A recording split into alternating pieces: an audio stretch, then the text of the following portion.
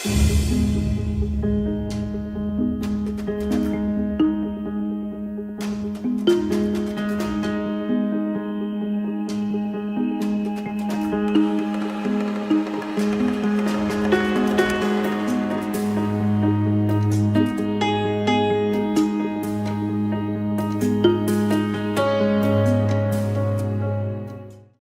my name is Ted and welcome to my YouTube channel, which is dedicated to astronomy and astrophotography. And today I'm going to do a quick tutorial on shooting prime and also the projection method, because I've been asked a couple of times now about how to do it.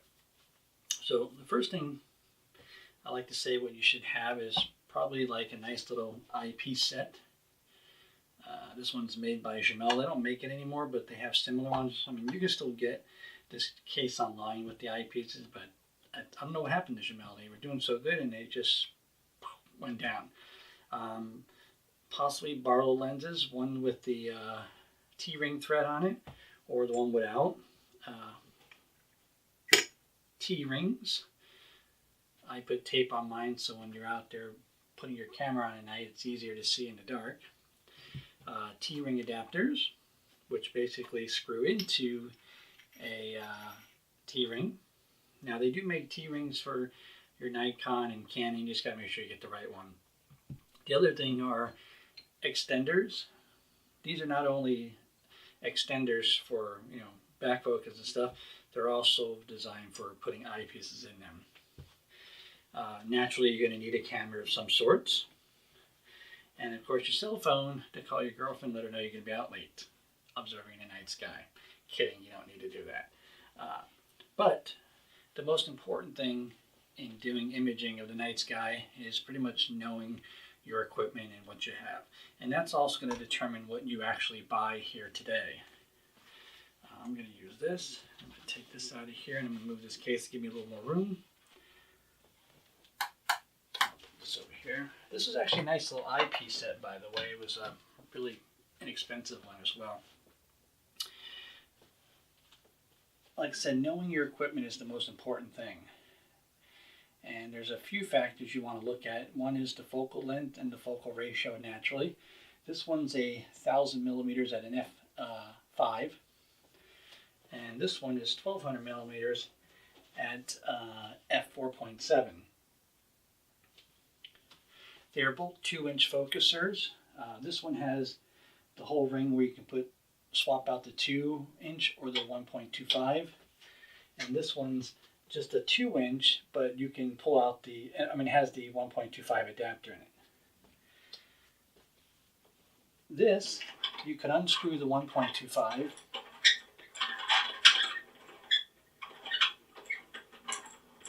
and on it has the threads to actually screw on a T-ring. And this is very important, by the way. It's best if your telescope has that on it because it makes it so much easier when shooting prime. If your telescope don't have it, well, there's another way to do it, which I'll show you. This one does not have the threads on it no matter how I do it. So it's going to be a little different, and I'll explain it as well. The other thing, they're both 8-inch Newtonian telescopes. One's on an equatorial mount, which is also, this one's a Go-2, and this one's on a Dobsonian mount. When you pull out the, like on this one, when you put a T-ring onto the focuser, it makes it easy, like I said, to snap on the camera. But the most important thing you want to look at is what is known as inward and outward focus of your focuser. That's the outward focus is how far it extends back, and inward is how far it goes in to achieve focus. Now, a lot of people are going to call it back focus. You can pretty much call it what you want. The correct term is inward and outward focus. Again, that basically brings your eyepiece into focus and also your camera. And the most important thing is if your camera doesn't have enough back focus to focus, well, then you have another problem in itself. But there's ways around it to achieve it, and I'll explain it. So when the T-ring is on that focuser like that, basically your camera will lock on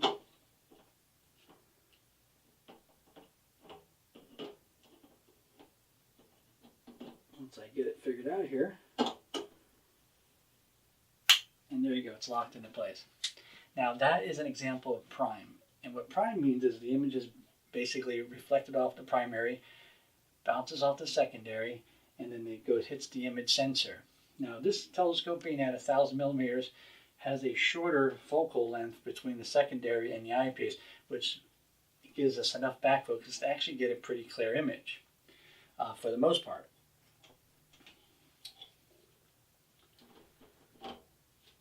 This telescope, the Jamel, does not have, like I said, the threads.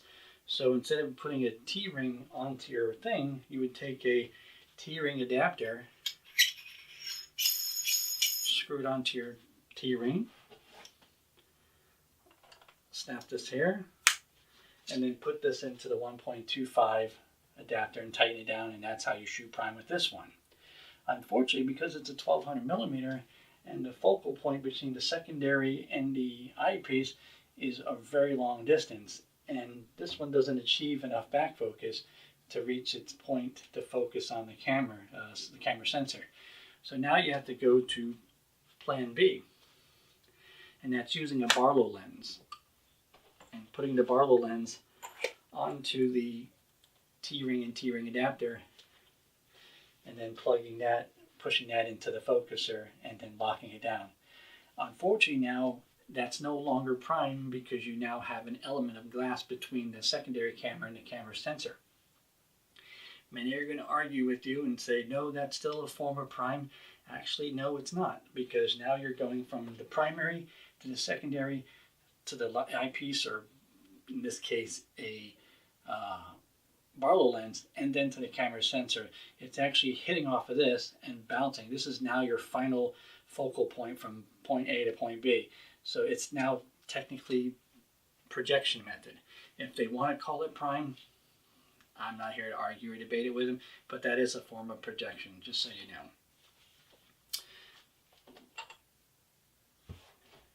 If you want to use an eyepiece, this is really the easy part of this all. Is, the other thing, when I bought these extenders, I first tried this one to see if there was going to be enough with my camera and there was going to be enough back focus. There wasn't. I even got this one it's by GoSky, which allows it to go farther back. Even with this one, I still could not achieve focus. So I had to use the Barlow lens, the projection method with a Barlow lens. I will show you some pictures at the end using it in a variety of ways and show you the different pictures.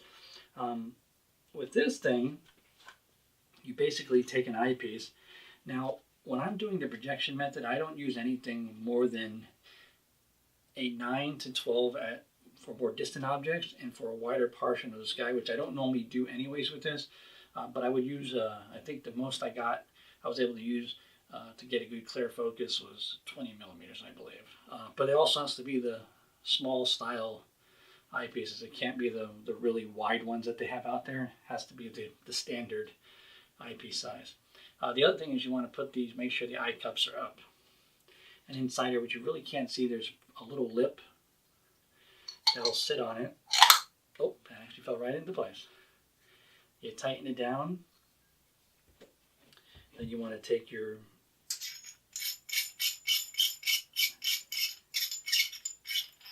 T-ring, and those usually have threads on it too.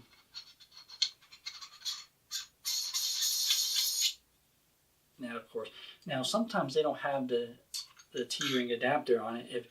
I think this one came with a whole set, and then of course if not, you would put the T-ring adapter up to the front. Oh, you see the eyepiece inside there? Oops, you can't see it. You can see the glass, the little lens in there.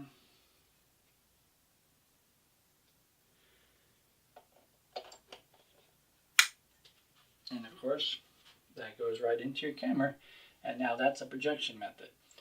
So basically, same thing with the Barlow lens. The image hits the primary, then goes to the secondary, goes in through here, goes through the eyepiece, almost as if you're focusing the eyepiece. The eyepiece will still technically be in its original spot. So as you're focusing it, it's almost kind of like if you're putting a smartphone on one of the adapters. And I'll just give you an example here. I'm going to just show you a kind of cool example.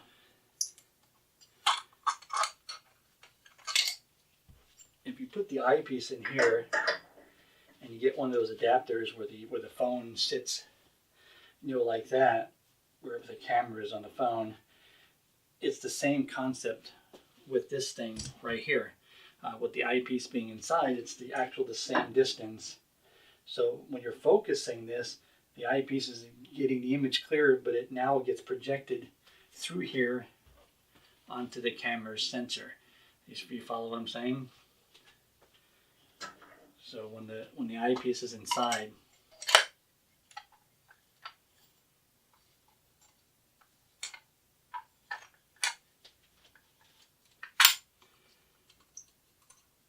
with the eyepiece being inside, the eyepiece is actually in the same distance would it normally be if you're looking through it, as if you're observing the eyepiece right through there. It then gets projected through the eyepiece onto the camera sensor, and that's pretty much it. Now you do get, like I said, if you're shooting planets and stuff like that, I would definitely do it that way, If you're going to shoot like the moon or just like a large portion of the night sky, then I would shoot it prime, because the planets are so far away, and this is only 1,000 millimeters, so, and then just shooting it, like trying to shoot planets and stuff like that, you're not going to get a very good image. I mean, you'll have to take lots of them and then stack them, but even then you're going to be looking at a very small.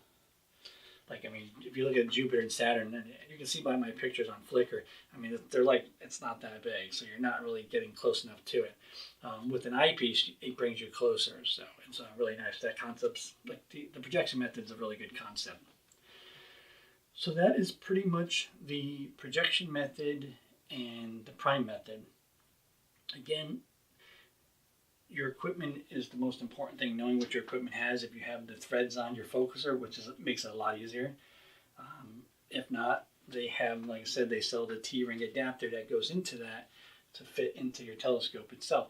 Now, if you buy something like this,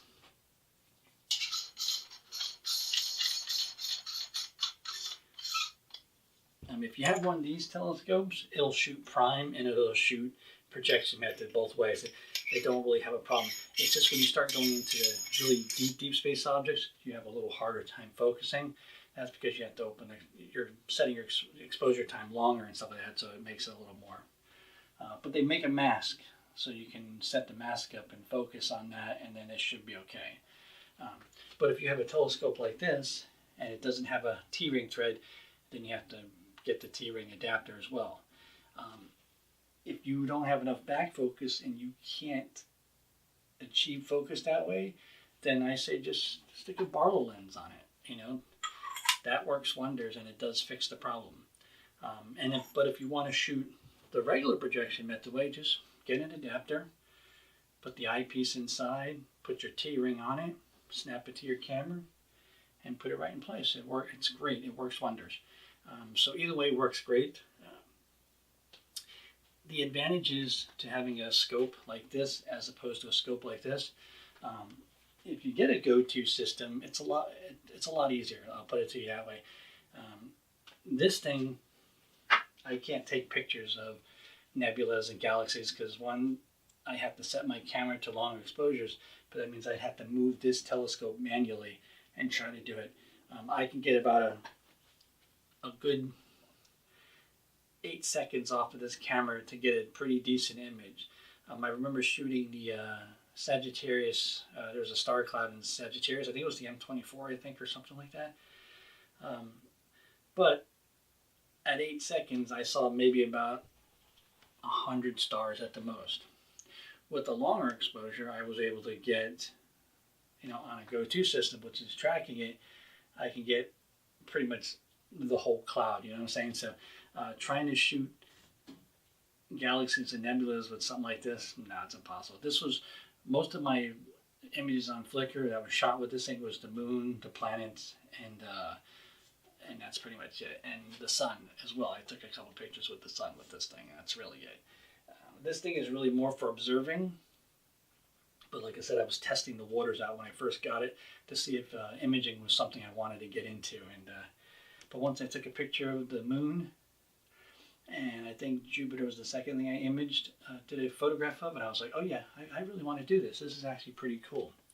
So my next investment was this unit here, because like I said, I already had the 8 SC or the SCT, whatever you want to call it, and of course my dumb self got rid of it, not thinking I was going to be into something like that. But I didn't have time at the time either. I was too busy photographing and stuff, and but now I like it, and here I am. So, but I'm like a noob. I'm an amateur. I don't really know everything, so I'm doing my best as well. And again, this is why I'm doing these tutorials and the reviews on products and stuff like that, so people, they know what to buy and things like that. So, and that's pretty much it. So, and you can call me noob. I don't care. I am a noob. This is all new to me, so it's cool though. With that being said, please subscribe. If you have any questions or comments, throw them below. And clear skies.